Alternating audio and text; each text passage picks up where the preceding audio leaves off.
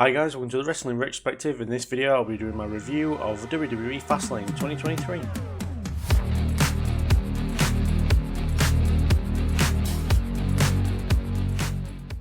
So opening the night we had Cody Rhodes and Jey Uso defeat the Judgment Day to become the new undisputed WWE Tag Team Champions.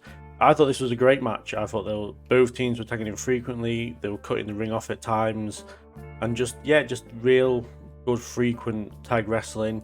Obviously let's say all of them, but Priest and Balor are known for more singles, but they're good as a team because they've been in the Judgment Day for so long. And obviously Cody and Jey are former multiple time tag team champions, and yeah, it just worked really well. For me, this was my match of the night. It was very enjoyable. Even the interferences worked, taking Priest out, so there was kind of no worry of him cashing in for the main event was good. He kind of took that element away, which I think was actually kind of good on this pay-per-view. I don't feel like Priest should have been cashing in on a B-level pay-per-view. And also I like the fact that he's keeping it for a long time. It's something that they haven't done in a while.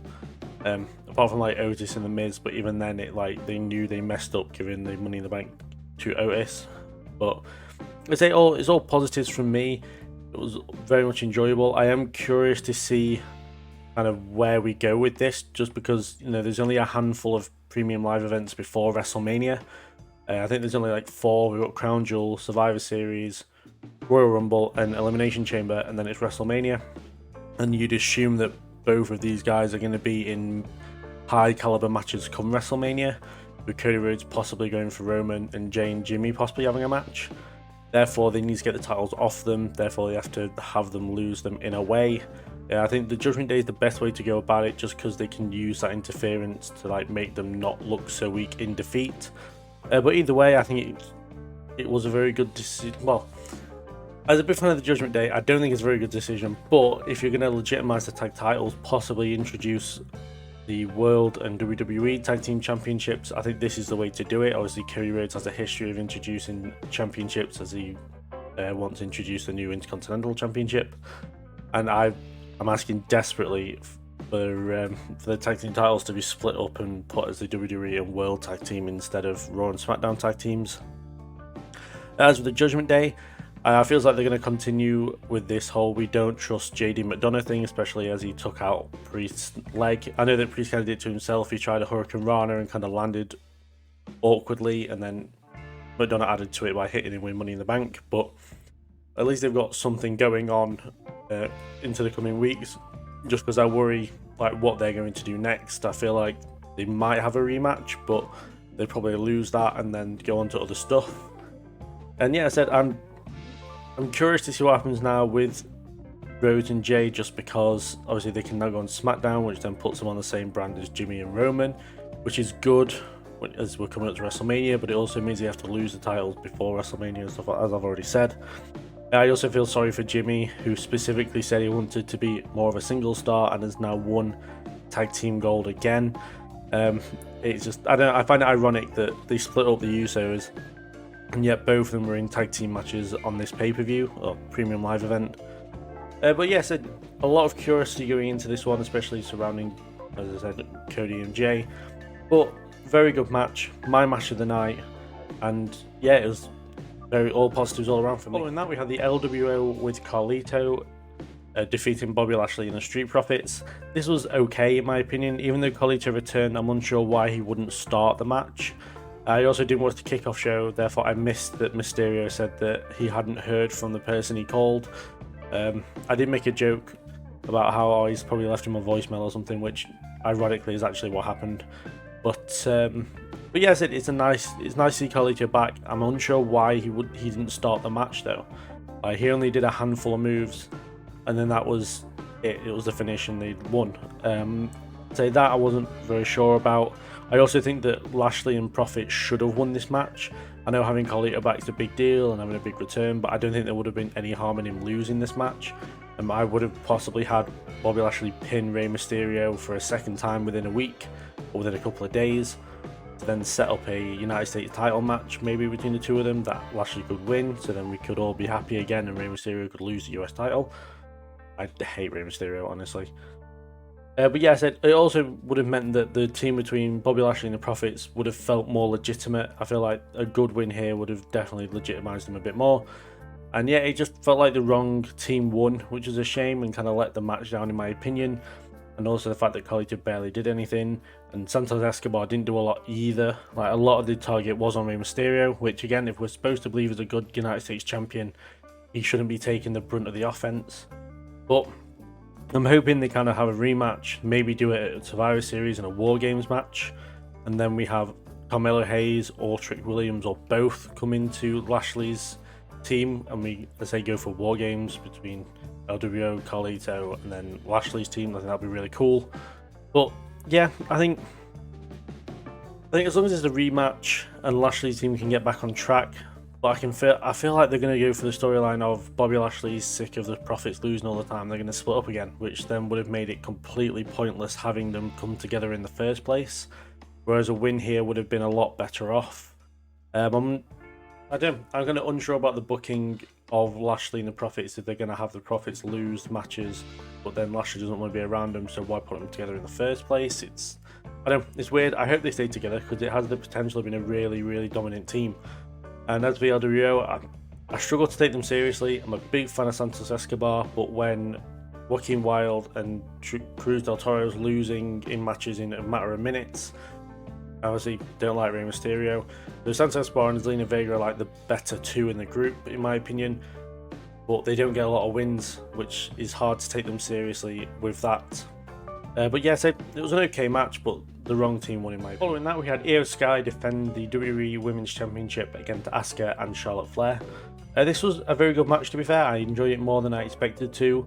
I liked the start of the match where Asuka misted Charlotte Flair. I think it should have taken her out for a bit longer than it did, but it gave Io Sky and Asuka a chance to kind of go one-on-one for the majority of the first half of the match. And yeah, it was some really good wrestling between the two of them there, but I don't deny that would have happened anyway. I would have definitely preferred if this was a one-on-one match between Asuka and Io at this pay-per-view instead of a triple threat.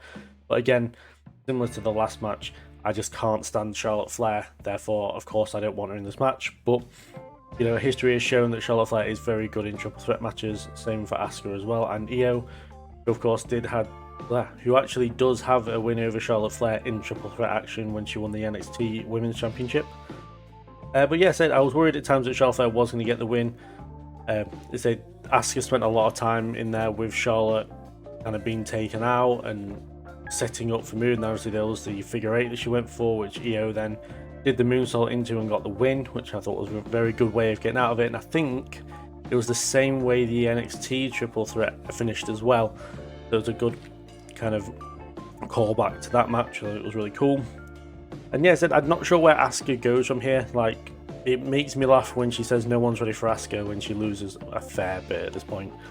But because Asuka tapped out to Charlotte Flair, but the referee didn't see it, I've got a feeling we're going to get Io versus Charlotte probably on SmackDown, maybe at Crown Jewel, which should be a good match. But again, there's always that worry that Charlotte Flair is going to win because WWE love it when Charlotte Flair wins. And obviously she's very, very close to that Ric Flair record of championships, and that she's probably going to be the one to break it at this point as she's so young compared to other people that are close like Randy Orton and John Cena. So I think it's inevitable that she's going to break that record at some point. I don't want it to happen, but I just feel like it is definitely inevitable.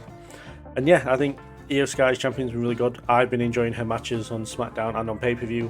I'm happy that she's still a champion. Hopefully she'll be able to hold it into WrestleMania, and maybe a woman on SmackDown can win the Rumble and go against her. But I feel like it's only a matter of time until Bayley turns as well, even though everything storyline wise and with the press conference, stuff like that, shows that Bayley has no intention on turning on Io Sky. I feel like it's only a matter of time until she does, just because of how WWE naturally books their teams, that one will eventually turn. I mean, it's only really the New Day that's never happened to at this point. So, but either way, been very much enjoying Io Sky as champion. I'm happy that she retained. After that, we had John Cena and LA Knight defeat Jimmy Uso and Solo Sikoa. In my opinion, this wasn't very good, especially compared to the other tag match earlier in the night. This just was very lackluster in my opinion. John Cena came across incredibly weak, and I don't feel like that should be happening. I know that he's old and whatever, but this is John Cena. We can see he's in like immense shape. He shouldn't be looking as weak as he did in this match. And yeah, it was just like, I feel like this whole run for John Cena has been incredibly underwhelming. You know, he should have been doing so much more. I think throwing him into the Bloodline storyline was just an easy decision, almost a cop-out in my opinion. And yeah, I know that LA Knight is probably going to reap the benefits of John Cena coming in and putting him over so much, and hopefully this leads to a push, maybe to the main event team, maybe to the US Championship. But either way, LA Knight's going to continue his push up to the top and use the momentum to hopefully win gold. I'll especially say I'm a big fan of LA Knight, and I'm glad that he's going to get kind of the benefits of Cena being around. But I feel like it could have gone to like so many more people.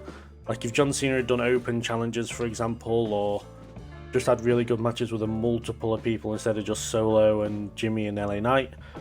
But they say it's not been too bad, but I feel like there just could have been more, in my opinion. And as for the Bloodline storyline, this whole thing with Jimmy is so stupid, in my opinion. It makes no sense to me at all. You know, in the video package for the match, it was like Jimmy said that because no one had said he's not in the Bloodline, he's in, and it was like, this makes no sense. You were the first person to pull the trigger on Roman. You costed in the tag team title match at Night of Champions. It makes no sense why you'd want to be back in the Bloodline, in my opinion. And it just, I don't know. And then as a heel, he's an absolutely awful heel, and not in the good way that like I'm supposed to hate him because he's a heel. It's in a way of like, I don't believe in him as a heel. You know, it feels like if you were to ask anybody to be a bad guy, this is what they do, and it's rubbish, and it just makes me hate him because it's so bad. And I'm hoping that he maybe turns face again soon. I'm actually hoping that when Roman comes back on Friday, he just absolutely kicks the crap out of him and then just leaves him for dead almost, because I don't like it. Him being back in the Bloodline is silly, especially, as I said, he was the first person to pull the trigger on Roman Reigns, so why he'd want to be back in, I don't know. You know, this whole thing is stressing out Paul Heyman. He's like fully grey at this point. He looks very old. I know he is, but you know, it was only a few months ago he just didn't have any grey at all. And yeah, I don't know, this whole build up, the match itself, it just hasn't been very good. I'm hoping for a lot more from the few weeks I assume we have with Cena being around. There's been talks that he's going to face Roman Reigns for the title at Crown Jewel, which I don't think is the right way to go. I feel like there was one point there was talks of it being Styles and Reigns at Crown Jewel, which would have been a lot better, and I hope they do that instead. I don't know how long we've got Cena for now. It feels like it's only a matter of time until he disappears again. But yeah, this run, in my opinion, has been very underwhelming, very lackluster, and I've not really enjoyed it all that. And finally, in the main event, we had Seth Rollins successfully defend the World Heavyweight Championship in a last man standing match against Shinsuke Nakamura. Although this was a decent match, I think the last time we had a last man standing match on a premium live event was Roman versus Lesnar at SummerSlam last year. So it had a lot to live up to, in my opinion, and I don't think it did live up to it.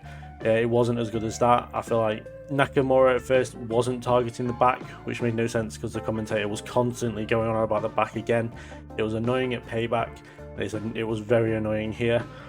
Like, I don't know, this whole sudden back thing is, I haven't enjoyed it, because it's like, if he's been doing it for 4 years with a broken back, why would he suddenly mention it now? But either way.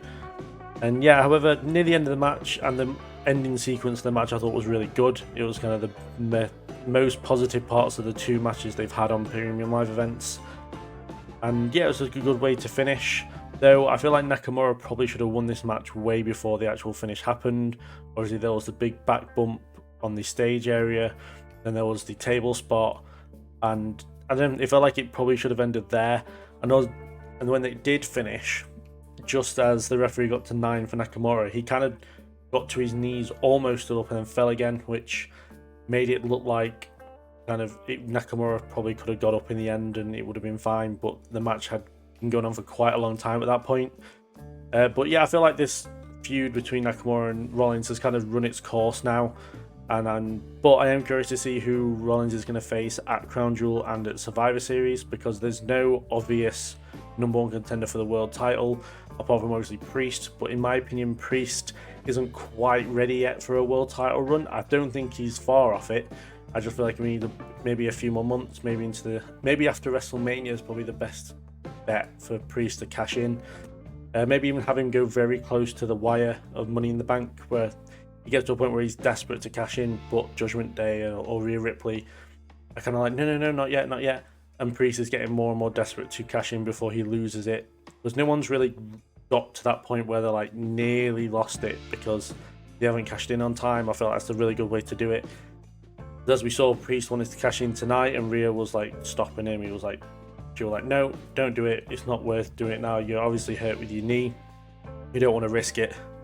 And yeah, they're like, that'd be a good storyline going into like the WWE's New Year, so after WrestleMania, when we get to like Backlash and I think Night of Champions and then Money in the Bank, where it's like Priest is getting more and more desperate to cash in before he loses it just due to time limit and that. But yeah, that said, I'm kind of going off track from the match. Sorry about that. But yeah, I feel like the match was okay. It was alright. It was decent. But yeah, it kind of went on a bit longer than it should have, and Rollins probably should have lost the match way before the finish came. But it didn't take away from the match. It was good. I enjoyed it. But I'm hoping this feud's over now because I haven't really enjoyed this feud as a whole. My thoughts and opinions on WWE Fastlane, as you can see in the corner. I always point to the wrong corner. I got 3 out of 5 right for this one, so my score is now 44 out of 63 for premium live events this year for WWE, which is decent. It's still more than half, which is a positive in my opinion. You know, and do put in the comments what you enjoyed the most out of the pay-per-view, which matches you enjoyed the most. I'm repeating myself there, but either way, and what you think is going to happen at Crown Jewel and Survivor Series. Any feedback for me would be great. And yeah, do like, subscribe, follow the Instagram, and I will see you guys in the next video. Thank you for watching. See you later.